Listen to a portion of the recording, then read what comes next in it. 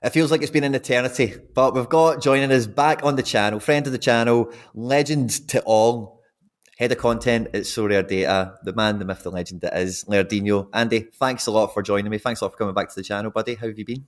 No, my pleasure.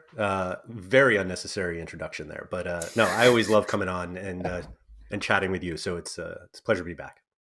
Well, I see you as this person in the Sorare community that, like, no matter what side of the picket fence you're on any current issue or whatever's going on, the tweets and all the content that comes out from yourself and from the Sorare Data, YouTube, Twitter, and the site, everyone kind of accepts as like neutral territory that we all just pay homage and like, yeah, this is good shit, like. So I think the introduction's warranted. No, thanks. No, that's definitely the place where I want to be. Like, I think there's a lot of opinion on everything, and there's no right way to do something. I will say there are plenty of wrong ways to do things, but yeah, I feel like our role is kind of no matter what you think, this is what's actually happening, and you can kind of make your decisions from those things. But it does feel like there are a lot of opinions on things that can be proven, and I feel like our role is to say, when everyone's like, "Oh, you can't, you cannot win in a rare pro with no super rares," and we can say, "Well, you can. Here's what's happened before. These are the scores you need, and so if you can make a lineup of 5 rares with these scores, then yeah, you can win in rare pro." And that's kind of the example that everyone goes back to. I feel like that's the most popular thing that we've done of giving people hope in rare pro without super rares, and then they see the rewards and they feel differently. Oh, for sure. So the topic I wanted to kind of broach with you today, and also anyone watching the video will know the title of it by now, but just to kind of lay out there, is this kind of premise of taking stacking probably to like its next stage of evolution now. And again, we had a wee chat before coming on, but like you guys are famous for kind of introducing this kind of concept. Certainly the European community, the guys that are less DFS au fait, let's say. And it used to be, or it mainly has been for the last period of time, buy a Tadic and a Kimmich, this one and that one, stack them together, or the Ajax defence with Timber and whatever, and you've got your D3 team now forevermore, roll it out and off it goes. But with the further game evolutions we have, how crowded it gets in terms of the actual head count, the population, the variety of cards available, the volatility in the marketplace, it's kind of led my gallery naturally to this kind of position where I'm doubling up on guys. I'm kind of stacking vertically where a rare that served me well now becomes a very appealing super rare, a limited, a rare, that kind of thing, as well as now obviously Celtic been on the platform and I've got NYC cards with jerseys this year, so I'll be doing the same with those guys, as maybe I've got the potential to get enough of them where they can actually they can go across the board for me, they can fill out, like I could have all my D4s maybe with just Celtic and New York cards at some point. That's the full D4 contingents made up of those two squads, and all I need to follow is those two teams. Yeah. So that's the kind of premise. Laird, where do you start on that? Yeah, I think it's really interesting, particularly from what that last point that you made of you really only have to be knowledgeable about one or two teams. And if you know those teams really well, then, you'll get fewer DNPs, hopefully, and you'll understand kind of the way that the teams work, that if one player goes out, who benefits from that, and do you have that player? And being able to do that across scarcities is huge, like, because it just cuts down on the time that you need to put into following injuries and suspensions and whatnot. And I think it makes a lot of sense for certain teams. Like, I don't think, taking the FC Cincinnati and stacking them on 3 levels is going to be very prosperous for you. But I do think that it makes sense on certain levels, just from particularly from the knowledge edge. And we've talked about this before, but like, I think there's still a very big knowledge edge when it comes to football on Sorare, and that there are people who will buy players because they have a good L5, but everyone knows that they're only playing because somebody's hurt. And if that guy comes back, then this new L5 player is not going to play. And just being able to know stuff like that is really underrated, because I think it's something that we all kind of like, oh yeah, of course it makes sense to know about your team. But like, if you really know a team, like, that's still an advantage. And, being able to tackle multiple scarcity competitions, like, limited, rare pro, even super rare. If you can do that with like only a handful of teams because you have players all the way down the line, then yeah, it's a huge advantage, like in time and edge when they have the perfect matchup coming up. Yeah, because when Limiteds first came out, I was having this chat with the Odyssey guys actually when they were in here. But when Limiteds first came out, like because they were so cheap, and I actually thought the prices of them would have been much more of a slope from inception to now. It's not been the case, of course, just with more supply, yada yada. So the guys I went and bought were just guys that I thought I'm never ever going to be able to afford a super rare of this guy or the rare, or as guys that would be totally worthless as a rare, like going and getting like Claudio Bravo, David Silva, some of these like X-Man's Negredo and Nolito, like spending rare money on these guys would be borderline madness. So that's basically what ended up populating all my limiteds to start with. But then like you say, it's that time. Like I always discarded my limiteds. I never like those guys that were like players that only had limited versions of. I couldn't tell you anything about them, when they last played or whatever. I just look at the L5, are they playing now? Do they fit the team? Yes, pop them out, see what happens. Yeah.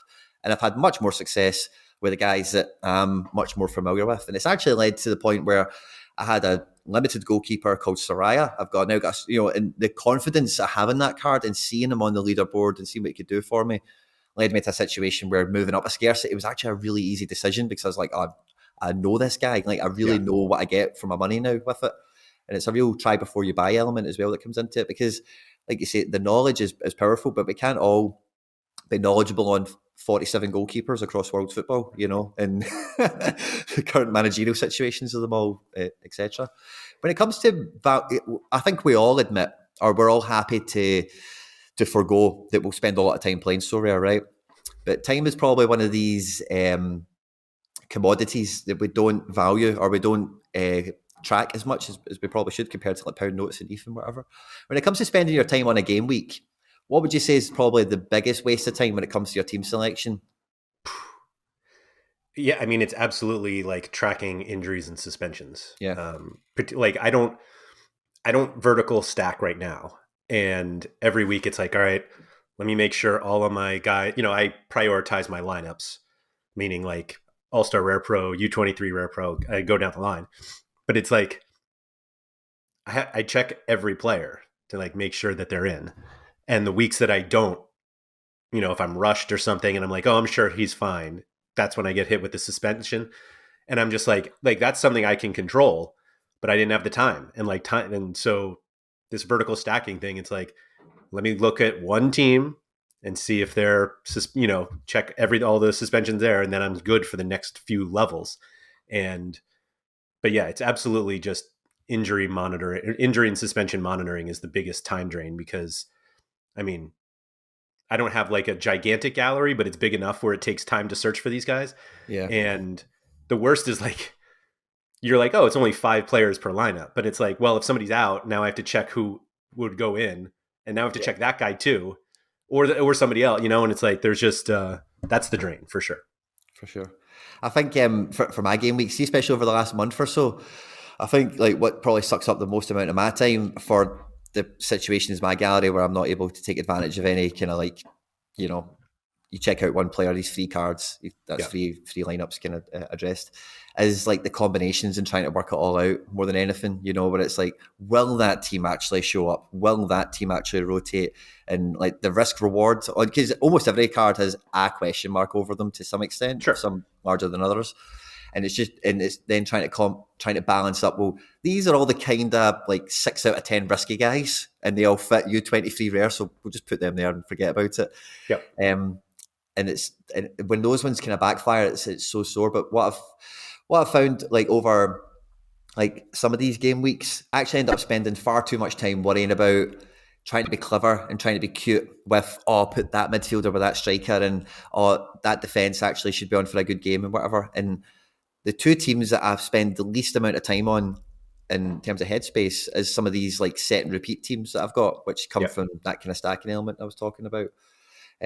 When it comes to this stuff, like again, before we came on to record you, that there's some things about your gallery that we just never take to this kind of concept. Share. Yeah. So when we talked about this topic, it was off air weeks ago. You brought it up, and I was like, "This is a good idea." And I like looked at my gallery and I was like, why don't I do this? And so my gallery is mostly rares right now, and has always been. Like I started before limited, so like I had to get into rares, and so it was like, all right, let me make the best U23 rare team. Let me make the best all-star rare team, and like rare is where I was. And when limiteds came, I was actually a somewhat early adopter with limiteds. And the cool thing for me about limiteds, like literally the biggest draw for me, was now I can get all of these players that I can't afford the rares of. So like literally the first purchases I made were like Morioka, Cecilia, Hulk, like those were the types of players. And I was like, I'm gonna pull the awesome so rare thing of like, I'm gonna buy these other guys so that I can win Messi and Neymar and Mbappe. Like so I did that. I bought and I got them really cheaply, and I sold some early for like 2x, and I was like, this is great. And then they 10x'd, and I was like, oh, I clearly should have waited. But the benefit for me was from the limiteds was now I can get these better players. So that already took me out of being able to vertically stack, because I'm buying the top tier limited cards that I can't afford the rares of. And it goes the same way for me with super rares. Like I have a decent number of super rares now, but the super rares that I buy are of players whose rare cards I wouldn't buy because they're not good enough, but they're good enough as super rares. So, like I bought Osmar super rare fairly recently, FC Seoul midfielder who is actually center back. So I consider him a really good super rare because he averages like 55 to 60, but like every game. He's like super consistent. And he has no upside whatsoever. The guy never gets upside, except last week when I didn't play him and he scored 100. Literally, always the way, man. I think it was his first time like over like 80, and he got 100 in a throwaway lineup. But anyway, Osmar is a good super rare for me for rare pro, because it's like if he averages 55, now with the super rare score, he's like closer to 70, 75. With XP, and so like that's a benefit for me. But like getting 55 out of a rare like isn't good enough, and with no upside, of course. Yeah. Bar this 100 he just banged in. so like the rares are like the cards that I think I can get the most of. Limiteds are like my upgraded players of those rare cards, and then the super rares are kind of the downgrades. And so I would love to like vertically stack my limiteds, but I'm not getting a super rare Messi anytime soon. And so, so the concept works, but just not for like my gallery's in this weird middle ground where it just doesn't make sense. And I think it's easy. It's obviously easier to vertically stack rare to limited because it's cheaper. Like if you, and so like I get that. And like I've early on built some stacks. Like I built a sounder stack, and which like I could theoretically have a sounder stack in rare for my budget. I bought a Minero stack, which I definitely cannot afford the rare version of. And so it's kind of this weird, I'm in this weird middle ground, but like, I totally get the concept. Like, I think it was a bottle bore was like the first one that we saw doing this. Yep. And we were like, this is crazy. And then all of a sudden you see the lineups and it's like, well, if you have Ajax at 4 different levels, maybe it's not so crazy. Yeah. It was like, in Asio, in every division, like Challenger, U23, Global and all that. It's like, it's definitely the little seed. It's definitely a seed for me on that one as well. I definitely take the point, like if you are like shopping at premium end, like limited and all that kind of stuff, I'm totally there. The part of it that kind of has worked out for me, kind of been a wee bit of a happy accident with like an Asaka super rare. Like he's kind of okay because he can get decisives and whatever. But I think it's guys like that who are like maybe not as fashionable. They're not the guys that are right in. And it comes back to, again, what I'm trying to think about with these types of strategies is like time saving in any way, shape or form. So it's like, I want to have as little headaches on, if I'm picking 5 guys across like 12 teams, that's like 70 guys, 70 question marks, 70 headaches. So can I bring that down to 50? But then second of all as well is actually getting things right, because like, you know, you can do all this analysis and most people will have a decent enough hit rate of like, oh, I got most things right. I got most predicted 11s. I got most of my guys without DNPs, whatever. But then like, oh, River Plate lost, but Bayern drew, but this happened, but that happened. So it's kind of limiting, yeah, all those things that can kind of take away time from you, because like, Sorare is one of these things that definitely time is a relative equalizer, that you can get that kind of edge. And it's those guys that your time digging in the dirt when you find that kind of defender that's undervalued and he's just coming back from injury or the transfer's just paid off. If it pays off for you in limited, it could pay off for you, you know, further up the ladder as well. And if, with the increase in users that we're getting, and with all the other stuff that's happening as well, because it is getting so crowded, like, and everyone does want the same players, the ones that are L5 hot and that kind of stuff as well, is try to find those extra little nooks and crannies where you still can operate with an edge and you still can use whatever knowledge you've had with, like, you know, some cards working out for you, or whatever. Because I do find, like, when you are buying something that's more expensive, if you're going up a scarcity, or even within the same scarcity, if you're just going from like I don't know, like, just to say two names, like from Vanaken to Messi or something, you know, you're going from somebody who's kind of expensive to somebody who's really expensive. That's still a big jump, you know. Yeah. And you want to have some confidence and a wee bit of reassurance that, you know, the consequences of that will kind of pay out. I think that's kind of helped me with this type of thing. And when you free that headspace up, then it kind of helps you with some of these other things, I feel, in terms of combinations and prioritization. Yeah, I think one of the funny things about Sorare is that we, like, I think people who watch your content spend a lot of time on Sorare, and a lot of it is really enjoyable. Like, we like scouting and we like watching you tell us who the next up and comers are so that we can start scouting them ourselves. But like, with that time also comes the really brutal stuff of like trying to search player news in other languages, trying to figure out if so-and-so missed a game because of because they felt dizzy before the match, or they pulled their hamstring, or they're just not in the squad anymore. And that stuff's not as fun. And so that's kind of one of the huge benefits of stacking, even just single line stacking. Sure. Is it's like, you need to follow one team, and if you can become an expert on that team, then you know exactly who the reporters are, when the news comes out. So it just becomes a little more comfortable. And then obviously, like, vertical stacking takes that to another level, literally and figuratively. But like, you only have to do that you have to do like the not fun work once, and it cuts down on that. And now you have more time to watch more Quinny videos. Yeah, or spend time with your family and loved ones, and all that. Also, an option, I suppose. Yeah, or maybe work or something. But another thing as well that kind of brings me into this kind of headspace is, again, something we were. I think it was when you first went in. It was either when you first went into Sorare Data or when one of the iterations of the website happened.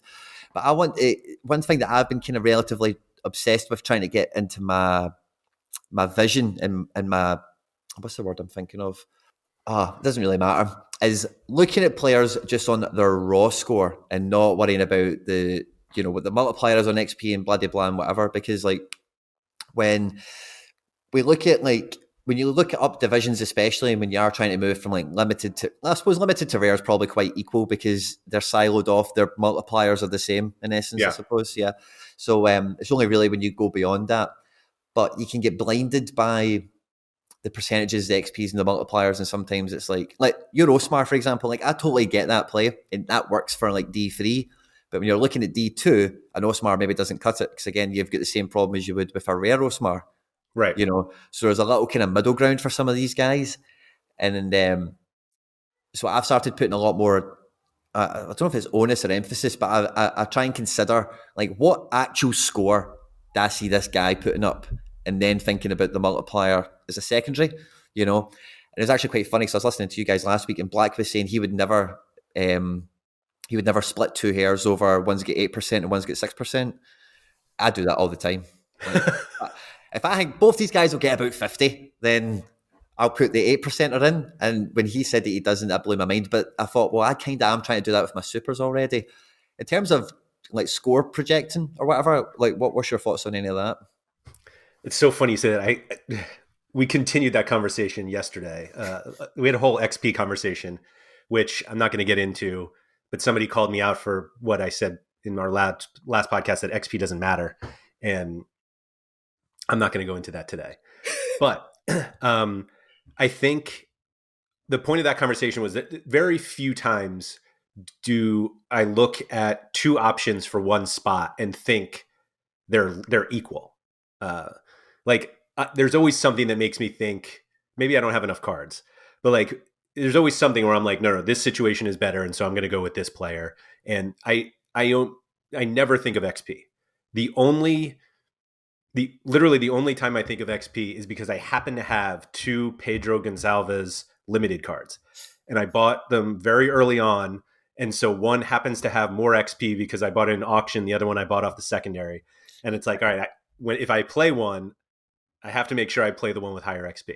But like, other than that, every situation is different. And so like, I never actually, even though two players probably should be projected for the same, I'll always in my mind be like, no, this guy is better, even if it's just by a little bit. So but I also don't generate my own SO5 projections. And I know that there are some people who do.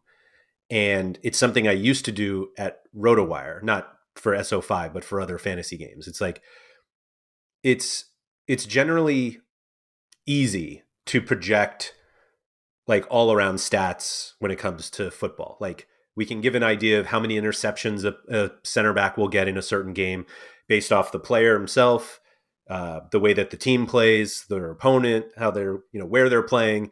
Like you can do a whole bunch of that stuff. Decisive actions are so hard. And I think it's one of those things that some people either put too much time into thinking about or not enough. And it's kind of weird how you can think this way. And you can probably also think of it too much and not enough at the same time. So some people are just like, yeah, I fancy this guy to bag a goal this weekend. And like, that's it. Yeah. And it's like, well, how come? And it's like, well, they're better. And when they score, he scores. That's why. And that's it. Yeah. And you can now throw all of this information into a spreadsheet and run all these calculations and have all your Monte Carlo outcomes. And you look and they're like, yeah, he has a 63% chance of scoring this weekend. And the betting odds say he's got a 68%. And you come out to the same conclusion as the guy who is like, no, I think he's just going to score this week. I got it. I feel it right here. He's going to score. And the problem is that obviously his SO5 score drastically changes whether he scores a goal or he does not. And so you can tell people he has a 65% chance to score, or you can tell yourself this, and it all depends on whether people really understand what probabilities are. You can say there's an 80% chance he's going to score. And if he doesn't, everyone's like, oh, you were wrong. And it's like, well, I said there was a 20% chance he wouldn't score. Like probabilities are becoming like bigger and bigger in like sports conversations. They're going to become really popular in baseball conversations. But I think when you're making, like when you're putting your lineups together, and if you use some sort of projection system, there are outcomes that, there are low outcomes that happen. Kevin De Bruyne was not expected to score 4 goals yesterday, but he did. And we're like, wow, that's really great. But nobody's like, I would never, ever expect that to happen. Like, we know that there's a chance it can happen, and it happened yesterday.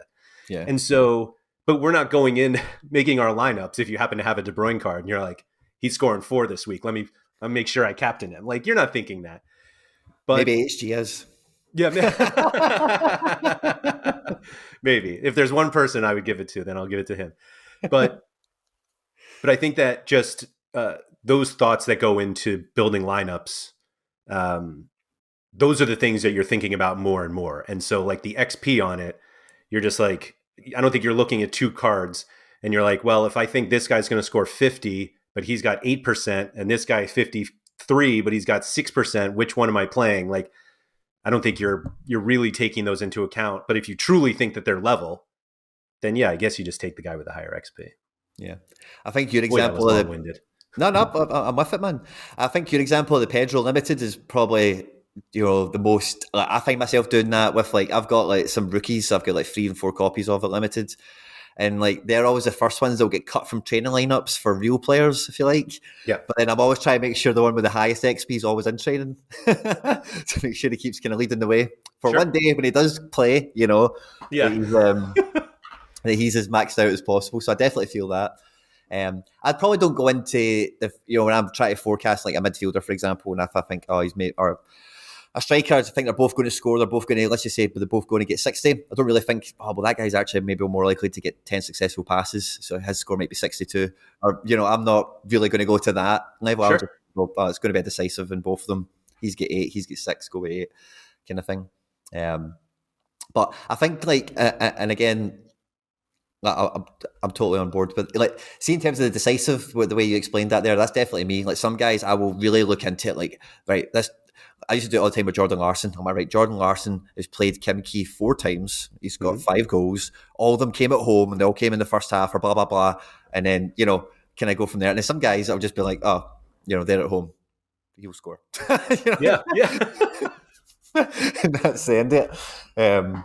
So there's definitely a tightrope to be walked with the decisives. But the decisives is always the one. And, you know, it's not until you get some of these weird decisives that you do realise how random they are. Like, see, when you get a goal line clearance or any of these things, that's when you're like, whoa, like, they could come out of anywhere, like any time for anyone, you know? Right. So, like, you go into the game week thinking, like, Larson's going to score a goal. And he doesn't. So you put him in your lineup because you're like, he's going to get a decisive. I'm good. So he doesn't get a goal, but he draws a penalty, which are also just as random. Yep. He doesn't take the penalty, but it's successful, so he gets the decisive. Like, were you right? Like, he didn't score, but you got the decisive. Yeah. The answer is it doesn't matter. You take the decisive and you happily run with it. Of course. See, in terms of when you're going to, just to kind of bring me back onto that last kind of point I made, but like, see, when you're starting to shop for supers, because as you said, you've kind of expanded that army or gallery now. Like, obviously, you're forecasting Osmar, say, roughly averaging 55, plus the multiplier gets you to about 70, and you can obviously extrapolate that on the leaderboard. How often do you think that clouds your judgment on a super rare versus, like, I'm pretty sure you could find a rare about a similar price. It's maybe averaging like 62, 65, maybe. That, you know, the odds of him bagging a 60 including 70 including multiplier maybe isn't too far beyond. That's like the foundation of what you need to think about if you're moving from rare to rare pro, is because usually if you're doing that, like if you're trying to progress up, you probably don't have the budget to have like the elite rares, or else you'd have them already. So now it's like, if you've saved up a little bit and you're like, all right, I'm going to try to buy a super rare, it's going to be somebody like I have to get an Osmar super rare because I can't afford a Carlos Heel rare. Yep. But like the Carlos Hill rare is better than the Osmar super rare. Yeah. Like in terms of like raw SO5 points. Heel's probably a bad example because he's such an outlier, but that's the discussion. Lucas Zelarayan, guys like that, like, am I better off just getting a better rare and using that in Rare Pro? And basically what we see from the data is the scores that people put up in Rare a lot of times will qualify for rewards in Rare Pro. But obviously in Rare, you're not playing a super rare. So like if you have very good rares, like those can get away with winning prizes in super rare. But what it doesn't help you with is potentially progressing to the super rare division. So D2, as we've always known it, but the super rare division currently is very difficult. Like prizes aren't that high. The top end prizes are worse than every other division, but people still enter because you can still win, and like there's still things to win. And if you are starting to buy, or if you're starting to consider moving from rare to rare pro, if you do that only with rares, it's making it much more difficult to progress up further. And I don't, not that I expect to like buy, 4 super rares and all of a sudden I'm like, all right, I'm going into the super rare division. But like you start to develop the depth, and at some point you're going to say, I'm going to try to compete in super rare. And if you are only buying rares to play in Rare Pro, you're not giving yourself a step to progress into the super rare division. So like Osmar is the type of super rare that like my budget can handle. And so that's why I bought it. And I think the scores can help me in Rare Pro. And at some point, if I get some more super rares, like now I'll move up to the super rare division and I'll have cards already ready to go. And that doesn't mean that I'll be successful right away in the super rare division, but at least will allow me to start competing and then work my way up to improving those super rares. And then the super rares I use in super rare can fall back down into Rare Pro and whatnot. But it just, I think you really have to like decide, like if you're going to compete in Rare Pro as best you can, like you want the best rares possible. I mean, obviously you want the best rares and best super rares, but not everybody can do that. But Of course. But you just have to remember that if you're thinking of this progression that we all kind of want to do, you need the super rares at some point. And so that's why I went for them now. For sure. I've always kind of thought about like, so what I kind of, again, I'm totally with you all that. But what I'm thinking about is like, sometimes I've bought a super rare thinking, oh, this will be a really good D3 super rare. This guy, he'll really work out for me. And I'll slot him in at D3. I don't really need to worry about him. I'll give you a good example. This guy's a kind of okay example for both points, for and against, right? Victor Wanyama, right? Maybe similar to your Osmar, right? 50, 55 most weeks. Just pray to God he doesn't get booked, right? Yeah. you know, and and a super rare, and he's won me. I've not looked. I'm not going to check, right? He's won me maybe 4 or 5 cards. He's been a part of teams and he's kind of worked. But I look at the price I paid for that, and I think, and I don't even remember what it is off the top of my head. Let's just say, for example purposes, it's 0.3 Ethereum. I could definitely have bought a rare that would do 60, way more regular than he does 55, kind of idea, or even 70 in some cases. And I look at that guy and I think, it's Wanyama. I like him for different reasons as well, of course. But like SO5 profile, I look at that and I think, was that a bad deployment of my ETH? That's the kind of thing I'm kind of getting to with when I'm trying to identify super rares going forward. Is like, I don't know. I'm kind of babbling, but I think you know what I'm kind of getting at. No, I think it makes sense. I think when you are in a position to move from rares to super rares, you tend to focus more on score stability than upside.